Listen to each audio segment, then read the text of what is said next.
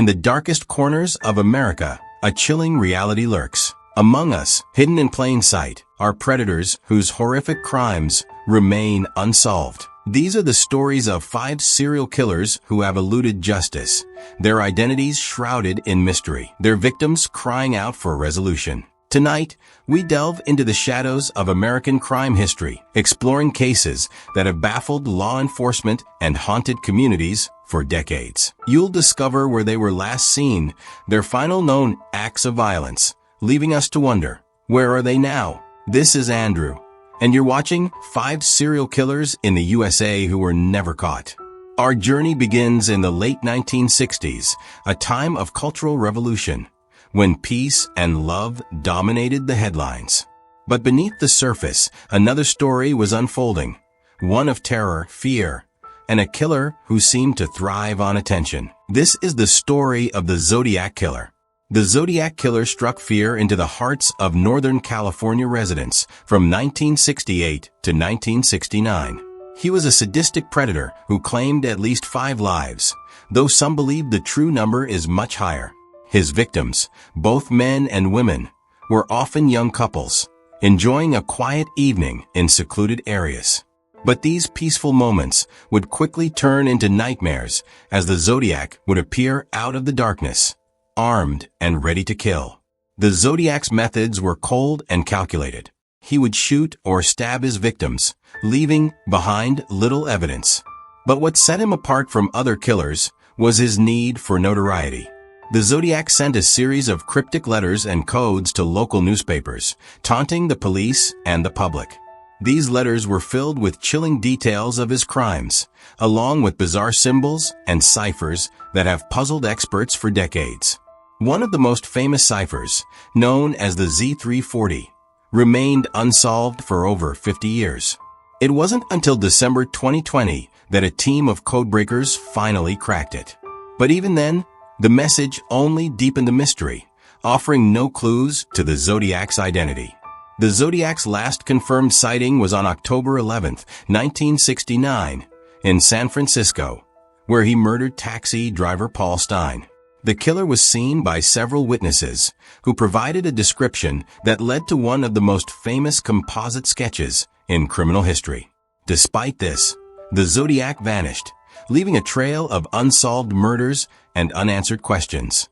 Over the years, countless theories have emerged about the Zodiac's identity. Some believe he was a disgruntled loner, while others suggest he was a highly intelligent individual with military training. Various suspects have been named, but none have ever been definitively linked to the crimes. The Zodiac case remains open, with law enforcement and amateur sleuths alike still searching for the truth. But as time goes on, the likelihood of finding the Zodiac grows slimmer. His identity may forever remain one of America's greatest mysteries.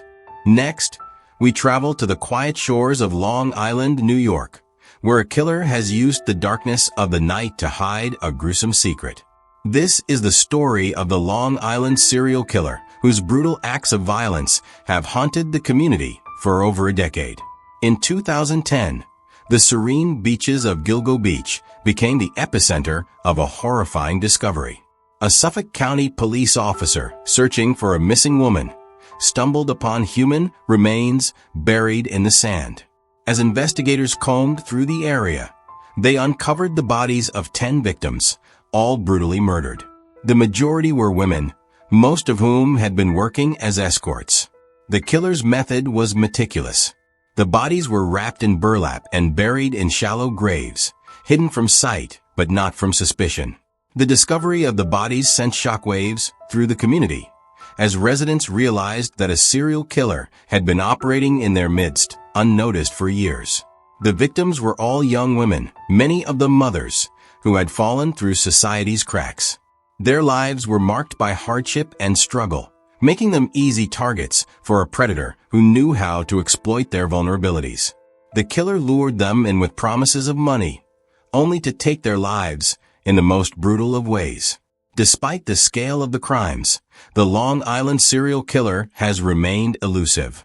Investigators have followed numerous leads and questioned several suspects, but no arrests have been made. Theories about the killer's identity range from a local resident familiar with the area to someone in law enforcement with knowledge of police procedures. The discovery of the bodies at Gilgo Beach was just the beginning. In the years that followed, more remains were found along Ocean Parkway, raising the possibility that the killer had been active for much longer than initially thought. The case remains open, and the investigation continues, but the Long Island serial killer's true identity is still unknown. Our next case takes us to Virginia, where a series of mysterious murders along a scenic highway have left law enforcement baffled for decades. This is the story of the Colonial Parkway Killer, whose reign of terror spanned from 1986 to 1989. The Colonial Parkway, a picturesque route that winds through Virginia's historic sites, became the backdrop for a series of gruesome murders. The killer targeted couples, often attacking them in their cars as they enjoyed a quiet evening together. The crime scenes were eerily similar, vehicles abandoned in secluded areas, with the victims brutally murdered inside or nearby. The first known victims were Kathy Thomas and Rebecca Dowski, who were found in October 1986. Their throats had been slashed so violently that the medical examiner noted the wounds were nearly decapitations. The car they were in was pushed off an embankment, likely in an attempt to hide the bodies. Over the next 3 years, 3 more couples were murdered in similar fashion. The killer's choice of victims and locations suggested a familiarity with the area and possibly with law enforcement procedures. Some investigators even speculated that the killer could be a former or current law enforcement officer, given the precision and care taken at each crime scene. Despite the similarities in the cases, the investigation faced numerous challenges.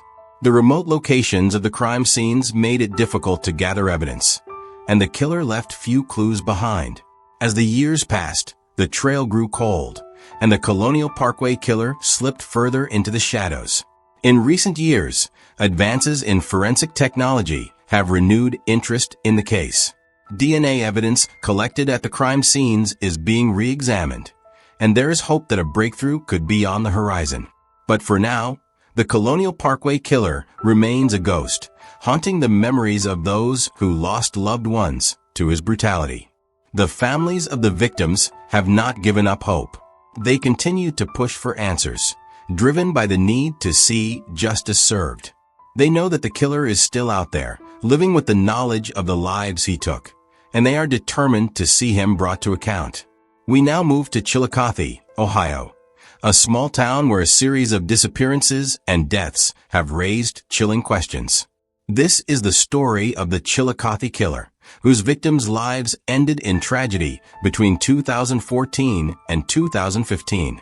Chillicothe, a town known for its close-knit community, was rocked by a series of mysterious disappearances beginning in 2014.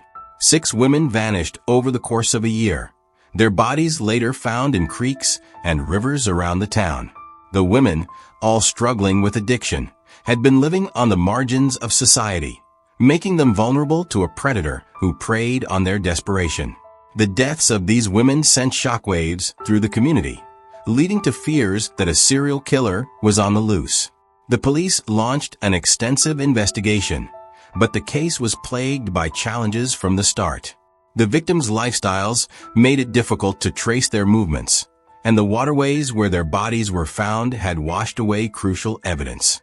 As the investigation unfolded, the question on everyone's mind was whether these deaths were the work of a single killer or the result of multiple unrelated crimes. The police were divided, with some investigators believing that the similarities in the cases pointed to a serial killer, while others argued that the deaths were coincidental. The debate over the connection between the cases only deepened the mystery, leaving the community in a state of fear and uncertainty. For the families of the victims, the lack of answers was agonizing. They had lost their daughters, sisters, and mothers, and with each passing day, their hope for justice faded. But despite the pain, they refused to give up. They held vigils, organized searches, and kept their loved ones' stories in the public eye, determined to ensure that their deaths were not forgotten. In the years since the last known murder in 2015, the Chillicothe killer has remained an enigma. The investigation continues, with law enforcement following every lead, no matter how small. The town, once peaceful and unassuming, now carries the weight of unsolved tragedy. The killer's identity, like the waters of the Scioto River that carried away the evidence, remains murky and elusive. Our final case brings us to the vibrant and diverse city of San Francisco, where in the mid-1970s, a killer with a disturbing signature terrorized the LGBTQ+ community. This is the story of the Doodler, a man whose charming facade masked a deadly intent.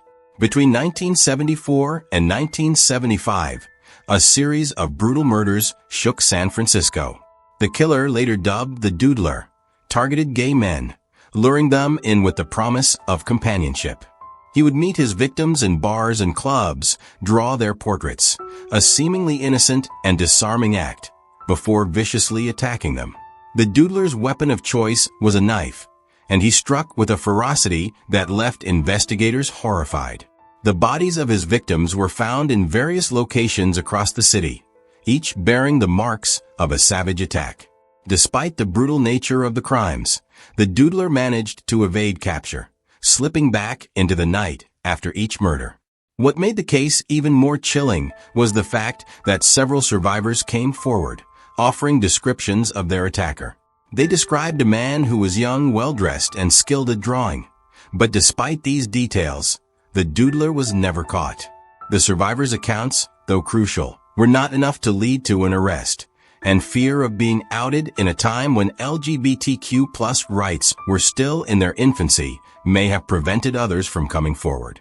As the body count rose, the LGBTQ+ community was gripped by fear. The Doodler's murders were not just acts of violence. They were attacks on a marginalized group already struggling for acceptance and safety. The case highlighted the vulnerabilities faced by the gay community at the time, and the killer's ability to blend in and strike at will only added to the terror. In the decades since the murders, there has been renewed interest in the case, with investigators revisiting old evidence and using modern technology in the hopes of finally unmasking the Doodler. Despite these efforts, the killer remains at large, his true identity a mystery that has haunted San Francisco for nearly 50 years. As we've seen, these 5 cases represent not just unsolved crimes, but ongoing tragedies.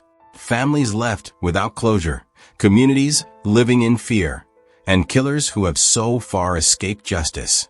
But the investigations continue, fueled by dedicated law enforcement officers, advances in forensic science, and the relentless pursuit of truth. These stories serve as a reminder that behind every unsolved case are real victims, real families, and real communities still hoping for answers.